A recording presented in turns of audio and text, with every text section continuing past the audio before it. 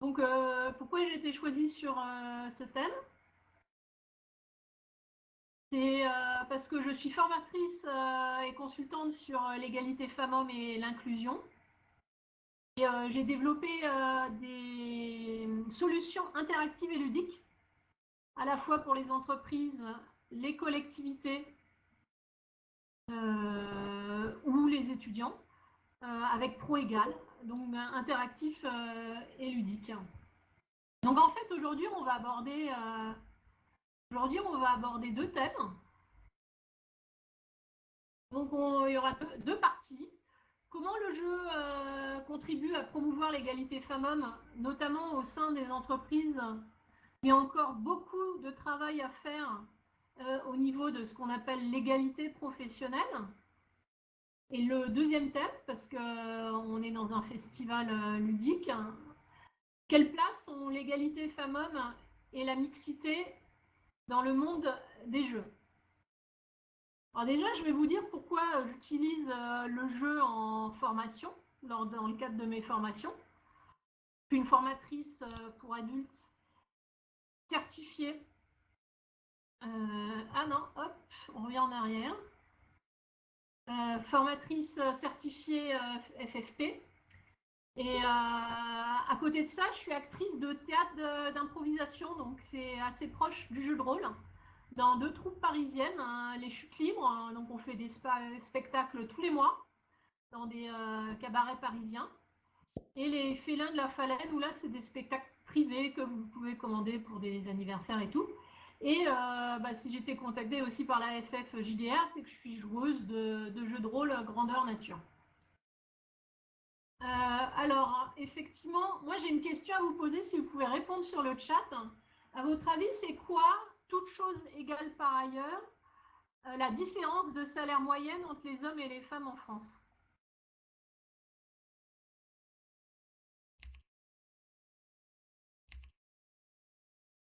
Alors, Céline, 20 à 30%,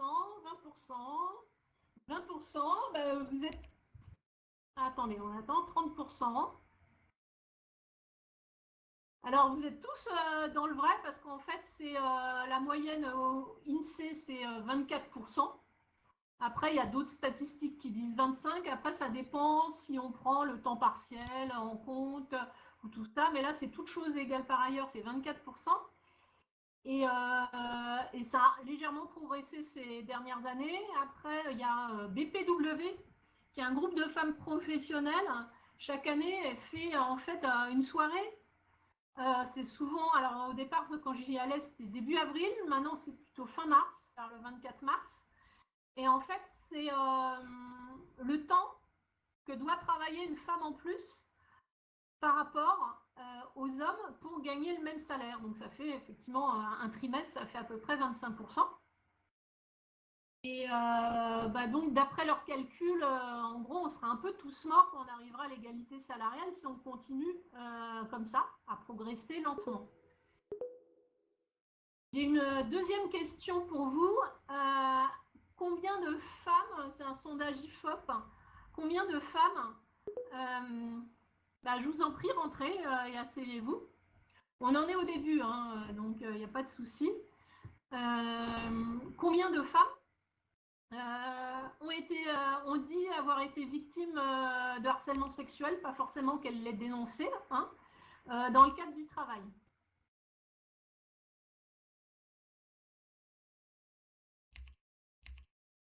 Alors JB Damien, n'est-ce pas un problème d'affirmation dans la défense de son revenu? C'est pas le problème principal, hein, on va le voir après. Alors concernant la question sur le harcèlement sexuel, de mémoire c'est 32 ou 32%, donc de toute façon on va passer à la slide avec les réponses. Donc il y a un accès homme-femme inégalitaire aux emplois et aux carrières, donc c'est quand même... Voilà, c'est pas un problème d'affirmation dans la défense de son revenu. Oui, certes, mais ça joue à la marge, effectivement. Il y a peu de femmes, les femmes n'osent pas demander d'augmentation de salaire, moins en tout cas, et est moins grande. Mais le principal, c'est cet accès inégalitaire, hein, qu'on soit jeune ou plus âgé. Il y a le problème aussi du rattrapage quand on est enceinte. Il y a très très peu de rattrapage et au final, même sur les retraites, ça se voit. Donc, vous pouvez lire que le salaire est structurellement inférieur. Donc, c'est par le type d'emploi occupé. Là, on en a parlé pas mal avec le Covid. Il y a beaucoup de caissières, d'infirmières. Les métiers restent genrés. C'est aussi le temps partiel, mais là, dans cette statistique, ça ne vient pas en compte. Et donc, il y a quasiment 10% de l'écart salarial qui reste inexpliqué. Donc, ça va être on appelle ça des discriminations pures à l'égard des femmes.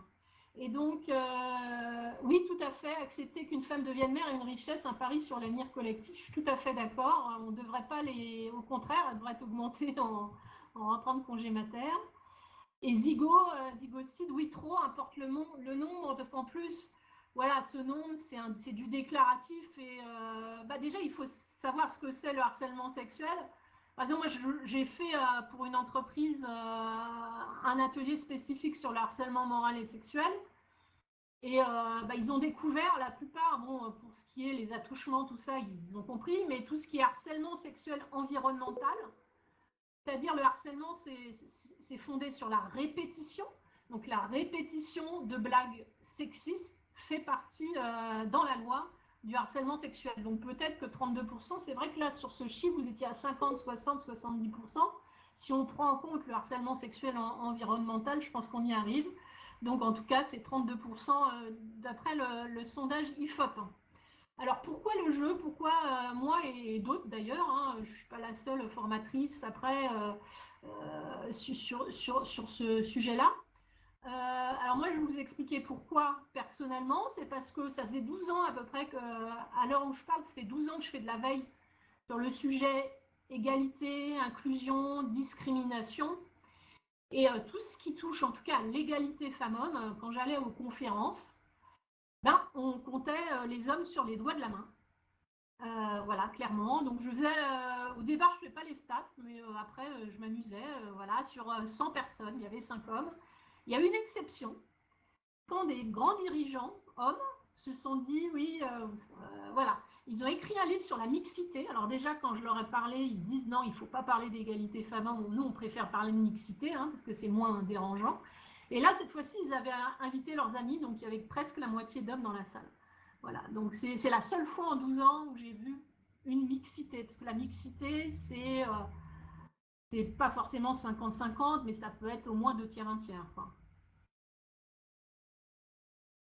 Donc pourquoi une approche interactive et ludique? Donc les objectifs, là je vais prendre le cadre d'une entreprise. Donc de lutter contre les inégalités femmes-hommes, les objectifs bien sûr c'est de développer l'égalité professionnelle, que ce soit en termes de carrière, de salaire, de plafond de verre. Donc n'hésitez pas, le plafond de verre c'est évident, l'accès aux fonctions de direction. Voilà, moi je dis qu'on a souvent des bosses sur la tête à force de se cogner au plafond de verre. Donc c'est développer l'égalité professionnelle et la mixité dans certains secteurs, certains métiers, par exemple comme le BTP, mais il y en a d'autres, ou inversement dans le métier de sage-femme ou d'infirmier. Donc c'est aussi c'est très important, moi je travaille beaucoup là-dessus, c'est de faire évoluer les représentations. Et à partir du moment où on a fait évoluer les représentations, on peut aussi agir sur les comportements. C'est pour ça que le jeu, à travers l'expérience qu'il fournit, est utile, parce que donc on se fonde sur la participation active des stagiaires pour en faire des acteurs, non pas de la formation, parce que bon, c'est bien, ok, vous avez une formation d'une demi-journée, une journée, voire un peu plus.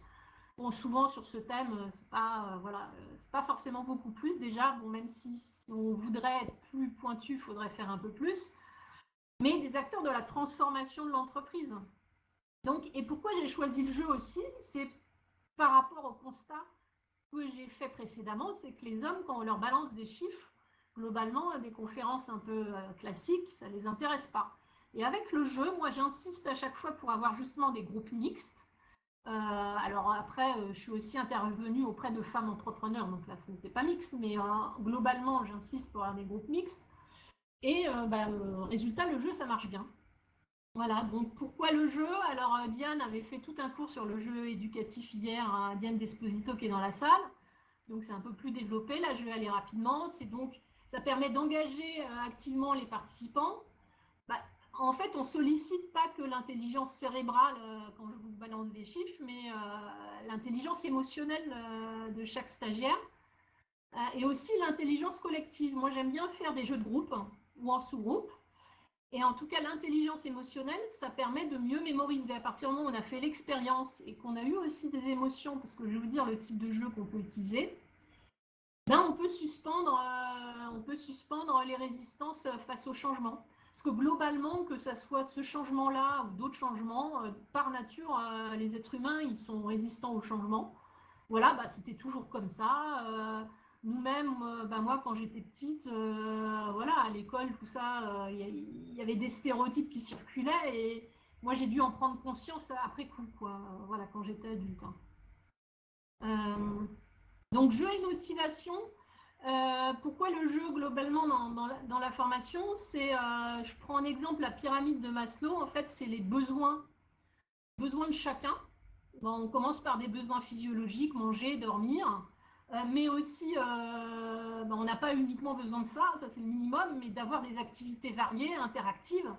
C'est vrai que pendant le confinement, il y en a peut-être qui étaient seuls, ils ont pu se sentir seuls.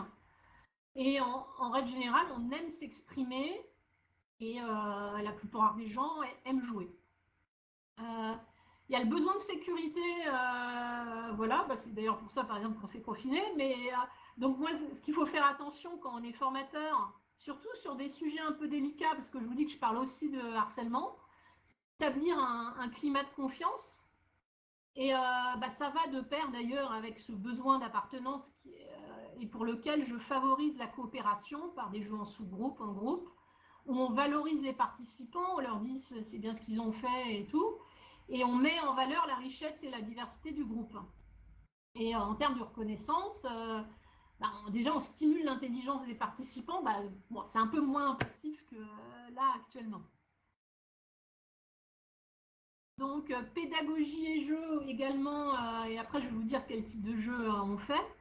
C'est de prendre en compte les différents profils. Alors c'est vrai qu'on a 2 heures ou 3 heures, c'est pas évident de connaître les différents profils. Quand on a 4 jours, on commence à mieux les cibler.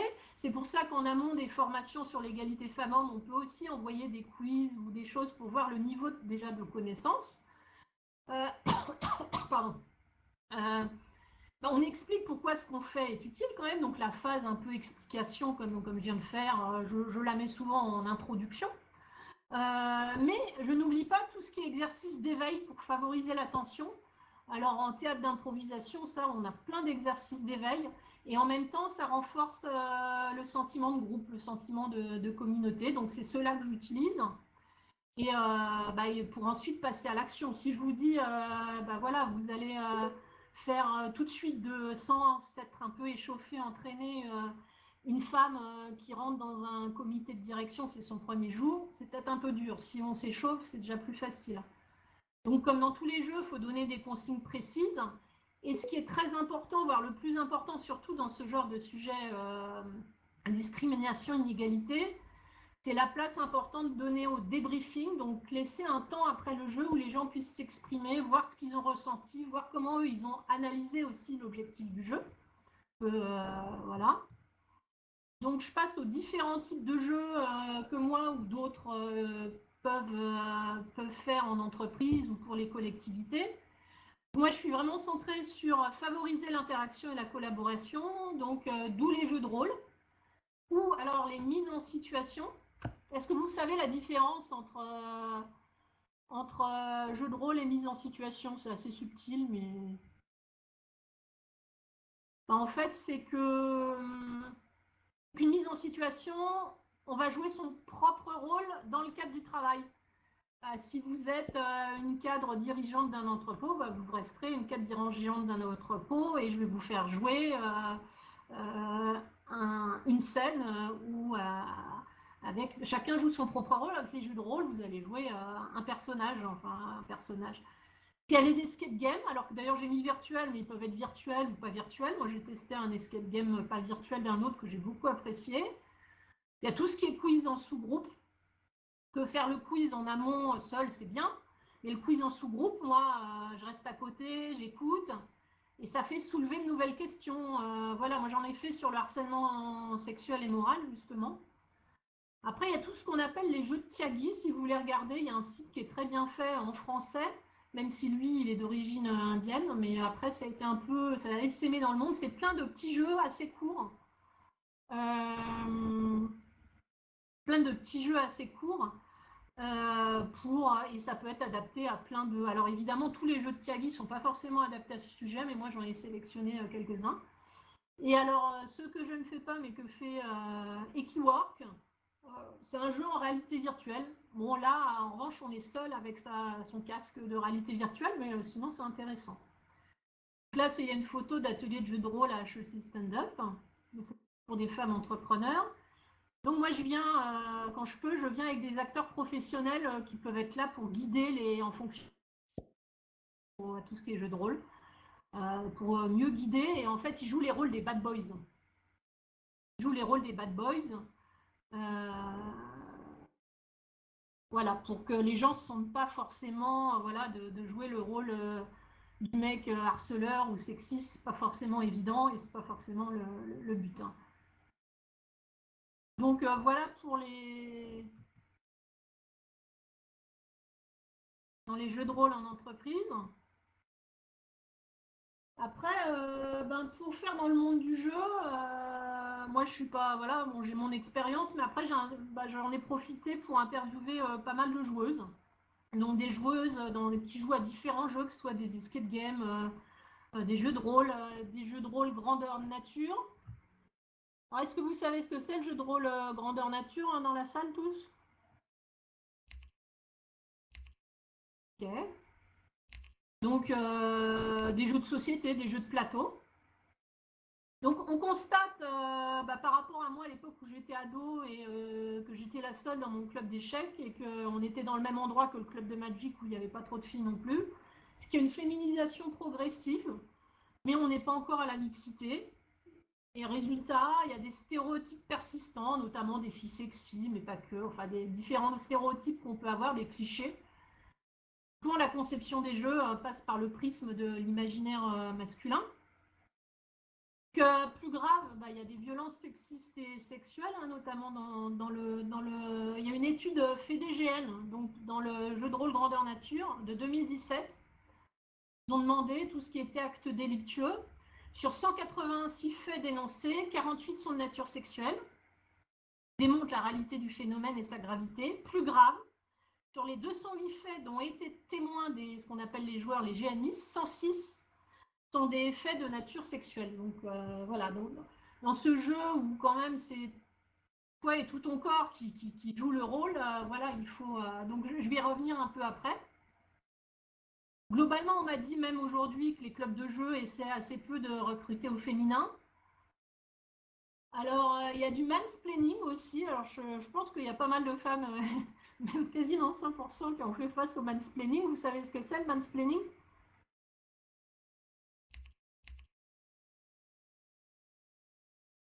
Est-ce que quelqu'un veut prendre son micro et l'expliquer à ma place?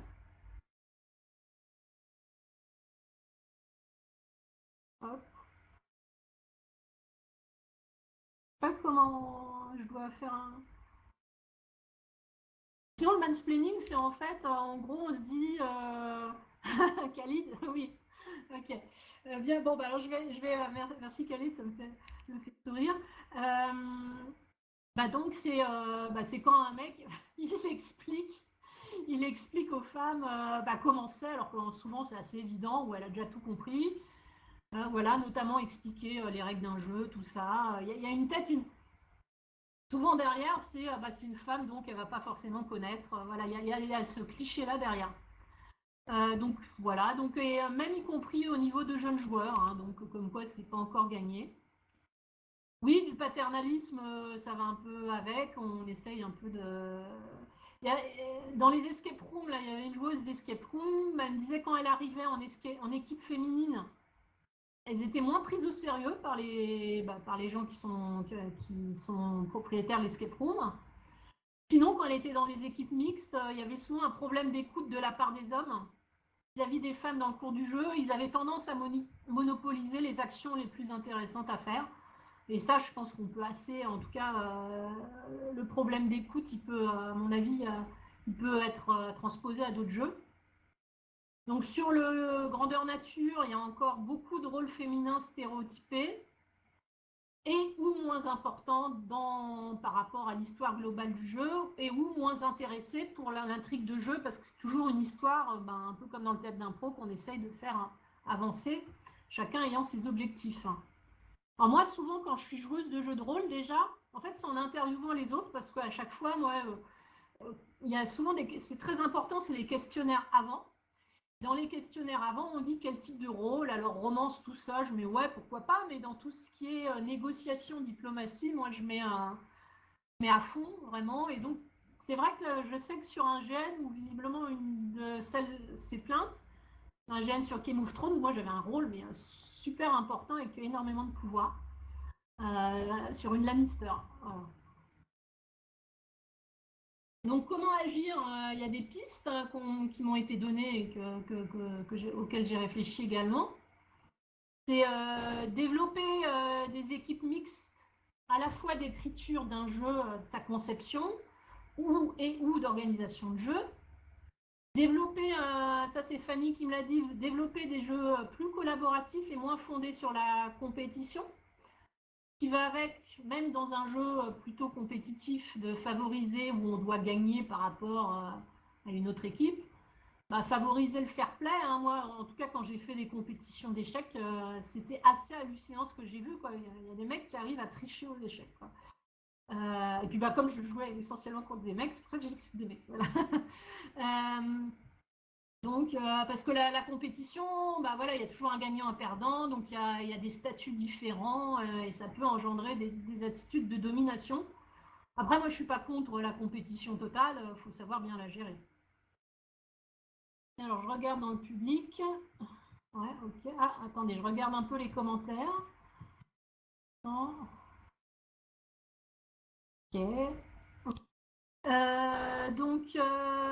Un truc très important, c'est quand on a été victime de violence ou de harcèlement sexuel dans le cadre d'un jeu, c'est de libérer la parole. Alors, il y a des groupes de parole sur Facebook, voilà, et puis de toute façon, il faut aussi en parler aux organisateurs du jeu. Et puis là, j'ai une amie, elle fait un peu tous les jeux, même en jeu de plateau, dès qu'il y a un commentaire sexiste ou discriminant, elle le relève. Alors déjà, rien que le fait de le relever pour soi, c'est important. Moi, je vous dis, même dans le milieu professionnel, au début, je ne faisais pas forcément attention, et puis là, ça fait depuis une douzaine d'années que je fais beaucoup plus gaffe. Et après, d'en faire la remarque déjà à la victime, à la personne qui le fait aussi, enfin voilà.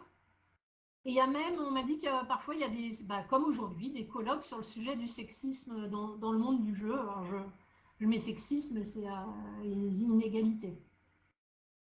Pour terminer, avant de vous laisser la place aux questions, je vais faire un petit zoom sur le jeu de rôle grandeur nature. Donc dans le jeu de rôle grandeur nature, qui est quand même, qui implique quand même son être.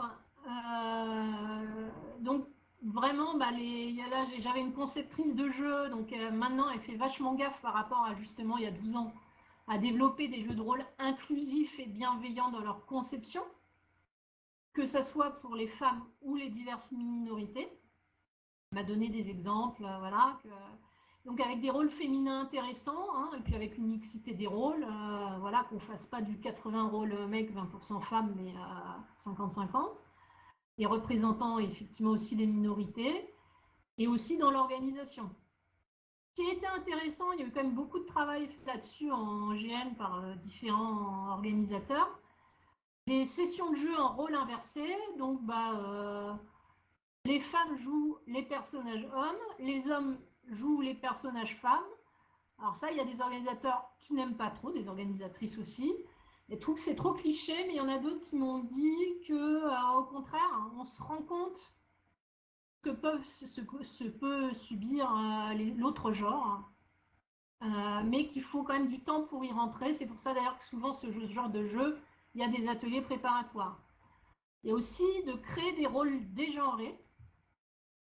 Dégenrés, c'est dès le départ, dès la conception du jeu, le personnage, il va s'appeler Dominique, Claude ou ce que vous voulez, mais en tout cas, il n'a pas de genre. Et donc après, on peut l'interpréter avec son genre personnellement.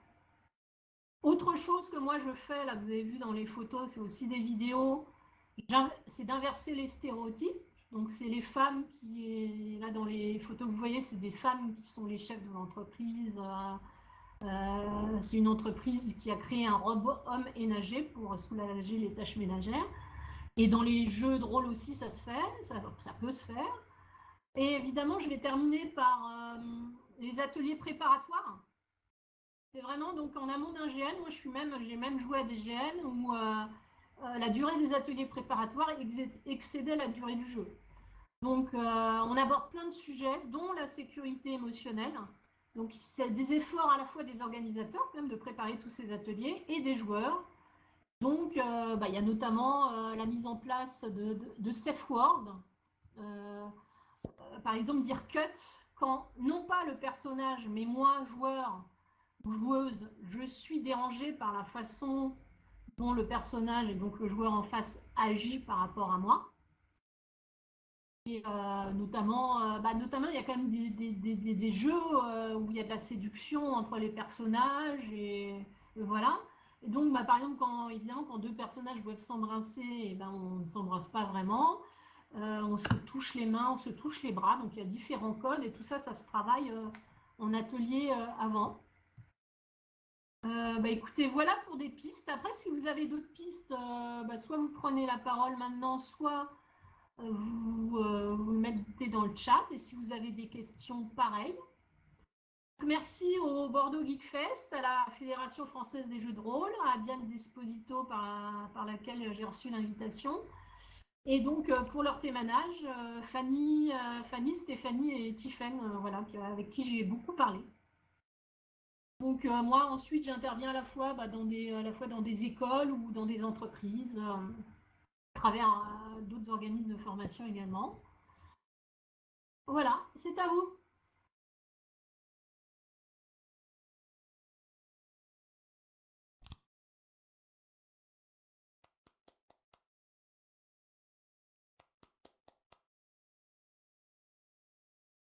Après, ça va être effectivement, c'est aussi une prise de conscience personnelle. Donc, en fait, le travail, c'est pour ça que c'est aussi bien de travailler. Alors là, moi, j'étais en ligne cette semaine avec quelqu'un, un homme, qui travaille sur des ateliers face aux auteurs de violences sexuelles et violences conjugales. Donc, c'est bien de travailler avec eux. Et d'ailleurs, il n'y en a pas assez. Mais plus largement, il faut aussi faire confiance aux victimes qu'elles ont été victimes. Moi, rétrospectivement, j'ai été victime de certaines choses. Mais sur le coup, tu t'en aperçois pas forcément, ou tu te dis, ah, c'est parce que je suis nouvelle, ou ah, voilà. Et puis finalement, rétrospectivement, par exemple, dans mon premier job, je pense que voilà, le patron était sexiste, voilà, pour différentes choses. Donc, c'est pour ça qu'on fait des ateliers, qu'on sensibilise, qu'il y a des articles, que voilà, et qu'on fait attention. Là, on fait attention aussi dans la rédaction des articles sur les termes choisis. D'ailleurs, je crois qu'il y a un moment dans le chat, c'était indiqué l'utilisation des termes. Idem dans les jeux de rôle, voilà. Alors, super conférence. Merci Dri Studio. Ouais, effectivement, dans les conventions, il faut en parler. Et puis, j'en parlerai avec plaisir ou d'autres, dans d'autres conférences. N'hésitez pas. J'ai un profil LinkedIn, donc Christine Calais, si vous voulez me contacter. Alors, ensuite, Célide, mes deux sœurs ont subi pas mal de sexisme sans même s'en rendre compte. Ouais, ouais, donc en fait, il faut parler, il faut libérer la parole, c'est important. Merci Céline du témoignage. Alors, sexiste ou pas, sensibiliser. Est-ce que JB, tu peux reformuler ta question pour être sûr que je vais répondre bien à l'oral? Excusez-moi. Oui, donc souvent, ce que moi j'ai constaté au quotidien, c'est que des hommes qui ont évolué dans un environnement très très masculin Hmm. n'ont pas été sensibilisés à la nécessité donc de se comporter de façon à ce que tous les genres soient à l'aise Donc c'est plus, dans de nombreux cas, à mon sens, une question d'être sensibilisé à la nécessité de se comporter correctement, et de façon équitable envers, les 2 genres. Ah bah, tout à fait, je suis tout à fait d'accord. Effectivement, c'est une question d'éducation à la base. J'interviens surtout sur des adultes, mais en fait, d'après les théoriciennes, ou même pas des théoriciennes, d'autres personnes, et je suis totalement convaincue, il faut agir dès la crèche, en fait. Ne serait-ce que par les jeux spatiaux. On met les jeunes enfants, garçons, vers les jeux spatiaux, les jeunes filles faire des jeux plus calmes. Et rien que ça, on commence à créer des différences. Donc, c'est une question d'éducation et de communication et de sensibilisation. Oui, effectivement, c'est un système sexiste ou paternaliste. C'est une norme et l'idée, c'est ce qu'il faut, c'est de changer de norme. Et Flo Blacks, bah, tu peux peut-être en parler si tu veux. Mouvement sur Twitch. Il est encore là, oui.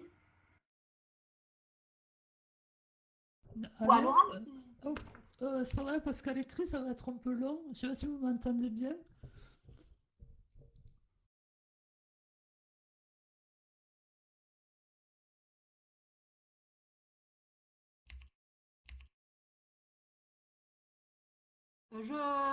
je t'entendais quand tu parles, mais là je t'entends pas.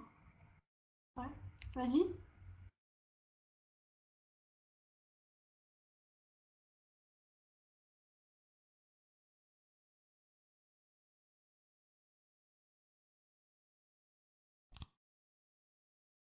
Ouais.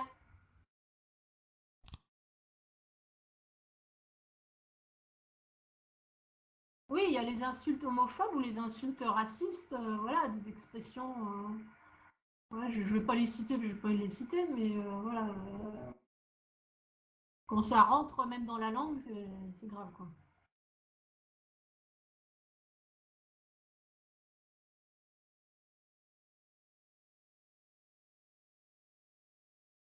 Flo, alors moi j'ai un petit. Sinon, tu l'écris en 2 lignes, Flo? Oui, t'es une femmelette, enfin des ce genre de choses. Dans les cours d'école, hein, si on commence à parler cours d'école et de ce que font les parents aussi par rapport à leurs garçons. Enfin, pas tous les parents, heureusement, mais il y en a encore. Pas qu'une question d'âge. On se dit, moi j'ai commencé aussi, j'ai fait des expos photos sur le sujet au départ. Et j'avais des réflexions, ah, mais ça c'est sur les vieilles générations, sur les nouvelles, machin. Je lui dis, bah oui, toi oui, mais c'est pas la majorité. Hein.